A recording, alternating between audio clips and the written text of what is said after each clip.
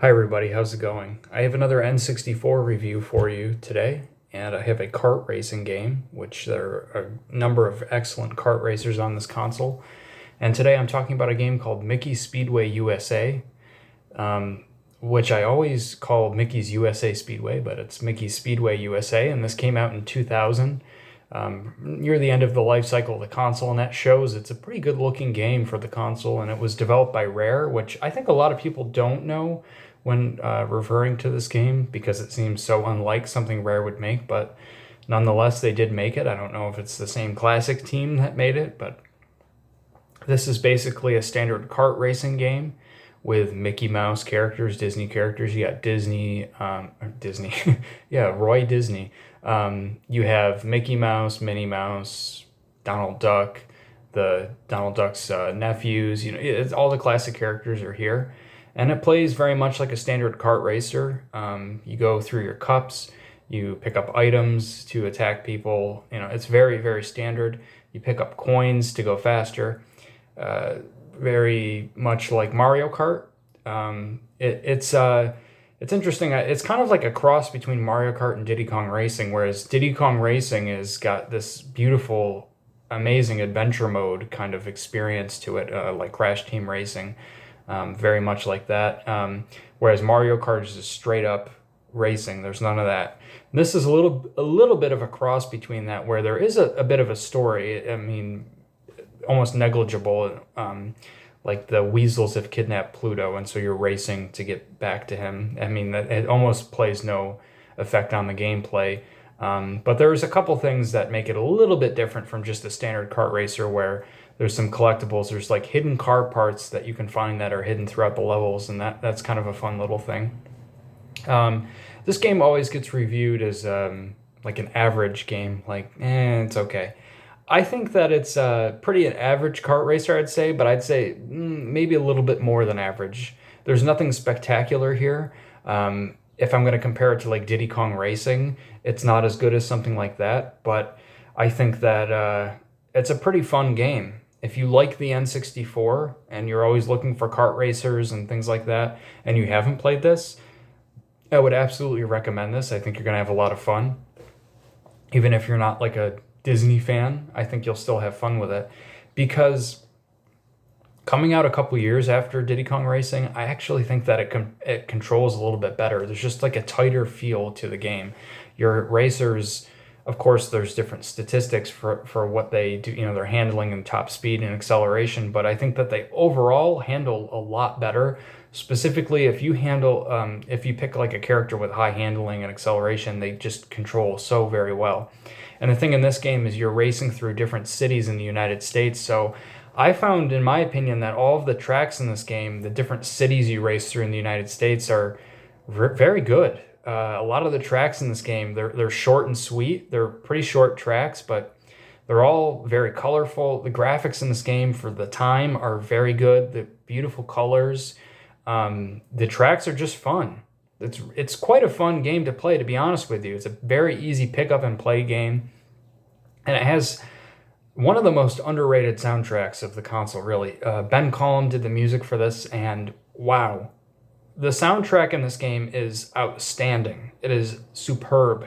You're gonna get what I would describe as like soul funk, almost like if you're familiar with the band like Snarky Puppy, like that weird new jazz soul funk kind of shit.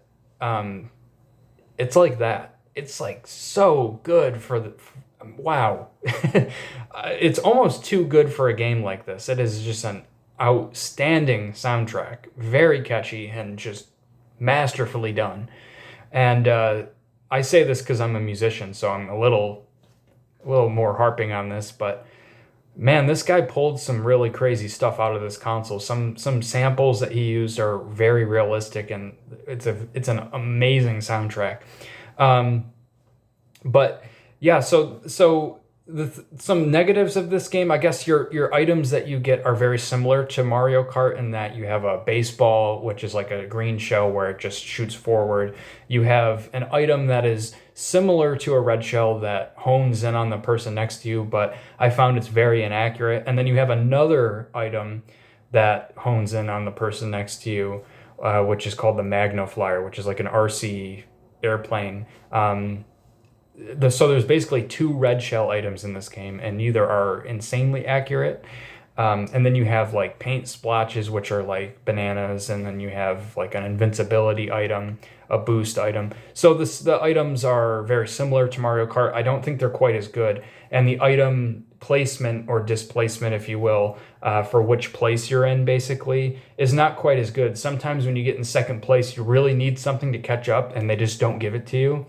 And then when you're in last place and you really need like boosts or something like that, they keep giving you the stormy weather item, which is basically like a lightning bolt where it makes everyone small and slower. But they can't use their items, which is a cool little thing. But yeah, the item placement's like a little over the place. Sometimes you do get great items and you can catch right up, and sometimes they just don't give you anything. The thing with this game is you start with 3 cups. Again, I said I think the tracks are great in this game. And it's a pretty easy game. The tracks are pretty, again, they're good, but they're simple. And the difficulty is pretty low. It's a pretty accessible game. I'd say it's like a maybe a 2.5 or 3 out of 10 on the difficulty scale. And then once you beat all those on, easy, medium, and hard mode, then you unlock a new cup. And that cup does bump the difficulty up slightly. It'd be like your special cup on Mario Kart or something where they're just a little bit tougher. There's a little more going on, but not much harder. And then after that, you unlock the 5th cup, the final cup, called Frantic Finale. And wow, do they go crazy with the difficulty. I mean, it's kind of a trademark with Rare back in the day. They had ridiculous difficulty spikes in their game, and that is no exception here. These tracks go to like almost a 10 on the difficulty scale. The AI, especially on professional mode, is nuts. They have pinpoint accuracy with their turns and everything. They're almost perfect. Not only that, but the tracks themselves are so extreme. I mean, you're talking about hazards all over the course, crazy turns. You're going to be falling off the course. And I found that on this professional mode with these tracks, the racers all race very close together, like really close. So if you fall off the track, which is probably going to happen because you're going to get bumped by this big mass of racers, you're done. If you fall off, you're done. You need to restart. So you're not going to really catch up to them. And even if you're racing perfectly, they're going to be right behind you. So if you make one mistake, you're going to lose. I did like that the tracks got very difficult because it's one of those things where they're hard, but if you put in the time to really learn them, they can be really fun. But the fact that the racers were so extremely perfect with their racing, it was almost frustrating. I wish there was more of a gradual difficulty curve, or that the last 2 unlockable cups were as equally difficult, because it made it feel like an extreme jump in difficulty. I mean, I'm not exaggerating. It gets extremely hard, something I never experienced as a kid playing this game. But, it was still fun nonetheless. Yeah, there's a couple other things in this game. There's some cheat codes you can unlock. One of them, which I absolutely recommend unlocking, is a unlimited retries. So when you're playing these cups, you need to come in at least 4th place to qualify, and that will be difficult in this final cup. So if you do all 3 cups, you get the trophies in the first 4 unlockable cups. You will unlock unlimited retries. So I recommend doing that so that you can just keep retrying these tracks, because they're going to get nuts. Then there's some other silly ones that are, okay. There's a battle mode, which is okay. It's not as good as Mario Kart, but it could be some fun for you. And there's some time trials, which actually are not too bad, and I think there's still a pretty decent community for playing some of these time trials. And there's a practice mode, which has a secret in there that I won't spoil for you. But overall, I think it's a pretty good game. I think that it actually holds up pretty well. I mean, I just played it this past week, and it was a lot of damn fun, to be honest with you. I still had a lot of fun with it. I think it was a good experience. Great visuals, outstanding music. I mean, truly one of the most banger soundtracks on this console. Amazing. And if you are a kart racing fan and you need to scratch that itch, play it. If you haven't played this game in years, play it. If you don't like kart racers, there's nothing here that's going to win you over. But yeah, that's that.